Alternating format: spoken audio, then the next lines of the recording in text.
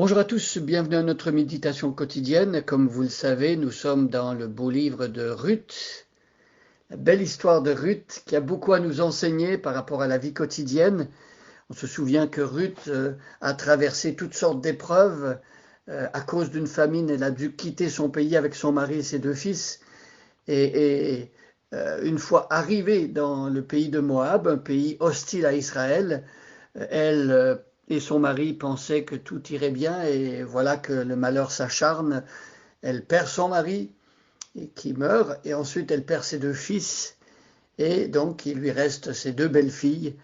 Et elle, lorsqu'elle entend dire que la famine n'est plus, que maintenant Dieu a permis que euh, toutes sortes de nourriture soit disponible en Israël, eh bien, elle décide de retourner dans son pays. Et à ce moment-là, ben, ces deux belles-filles veulent retourner avec elle parce qu'elles sont attachées donc à Ruth. Nous allons reprendre le texte à partir du verset 1 et aujourd'hui nous allons nous arrêter au verset 11, mais je relis l'entier du passage pour avoir le contexte. Je lis donc Ruth chapitre 1, verset 1 à 11. À l'époque où les chefs gouvernaient Israël, une famine survint dans le pays. Un homme de Bethléem en Juda partit séjourner avec sa femme et ses deux fils dans la campagne du pays de Moab.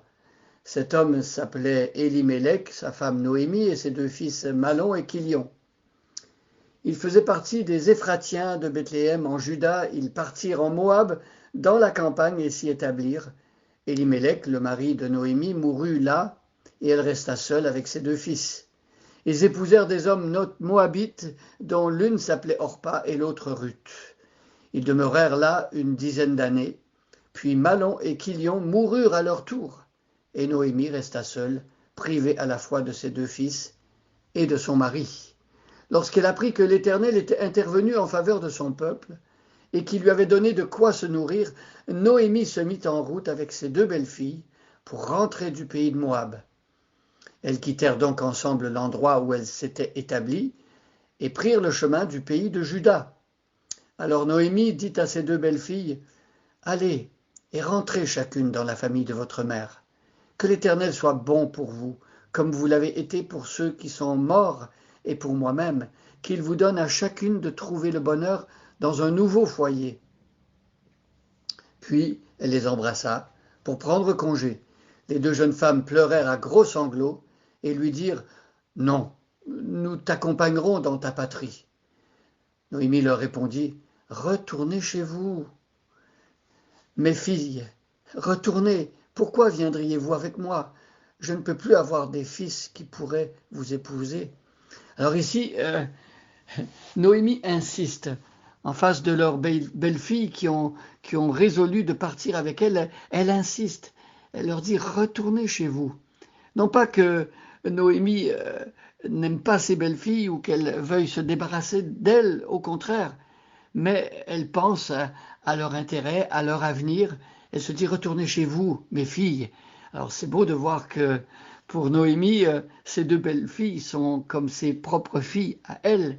Retournez chez vous. Ça devait être dur et il devait y avoir un pincement dans le cœur de Noémie de parler de cette manière à ses belles-filles parce qu'elles étaient très attachées les unes aux autres, autant les belles-filles à la belle-mère que la belle-mère aux belles-filles. Retournez chez vous, mes filles. Pourquoi viendriez-vous avec moi? Alors d'une manière tout à fait logique, Noémie réfléchit à la situation. Et elle se dit qu'il n'y a pas de logique à ce que les belles-filles accompagnent Noémie. Ces belles-filles, on l'a dit, on le répète, elles n'ont rien en Israël. Rien les attend de là, sauf être avec la belle-mère. Il n'y a rien pour elles, il n'y a pas de possibilité de travail, elles sont étrangères, donc qui va vouloir épouser des femmes étrangères, d'autant qu'on connaît dans la loi de Moïse que les enfants d'Israël sont appelés à épouser des personnes qui ont la même foi qu'eux. Et donc ici, Noémie, logiquement, leur dit « vaudrait mieux pour vous de rester dans votre pays ». Et là, elle leur dit « même si moi-même, je me mariais à nouveau, je ne pourrais pas avoir des fils qui plus tard pourraient vous être donnés comme mari, à l'âge où Noémie avait, et puis le temps de trouver quelqu'un et de refaire sa vie, les enfants seraient jeunes, et puis il faudrait attendre des dizaines et des dizaines d'années avant que un tel scénario soit possible. Donc, elle leur dit franchement, votre avenir n'est pas avec moi. Euh, on a fait un bout de chemin ensemble. Euh, Noémie garde des souvenirs extraordinaires de l'amitié, de l'affection qui les a unis, les trois femmes ensemble. Mais maintenant, elle doit se résoudre à voir ses belles-filles la quitter. Et elle est prête à vivre cela. Et donc, malgré toute la bonne volonté et puis l'imagination qu'elle pourrait avoir de se dire, bon, euh, je vais peut-être me remarier, j'aurai peut-être d'autres enfants, et puis là, vous allez attendre, et puis les enfants vont grandir, vous allez pouvoir les épouser, donc rester dans notre famille. Elle se dit, c'est pas logique. On ne peut pas s'imaginer que cela puisse arriver, donc elle leur dit, partez. Les amis, peut-être que vous avez déjà vécu dans votre vie des moments où vous avez dû quitter des personnes qui vous êtes très, très chères. Parfois c'est à cause d'un déménagement ou d'autres circonstances, parfois c'est un deuil aussi. Mais être obligé de quitter les personnes qu'on aime, c'est très difficile. Peut-être que c'est Dieu qui vous a appelé à un ministère en dehors de votre pays ou de votre ville et vous êtes loin de votre famille. C'est compliqué, c'est difficile. Mais voilà, il y a des circonstances dans la vie qui fait que des personnes proches parfois sont appelées à être loin physiquement. Mais vous savez que même si on peut être loin physiquement, parfois on peut travailler à garder le contact et l'adage qui dit loin des yeux, loin du cœur n'est pas toujours vrai.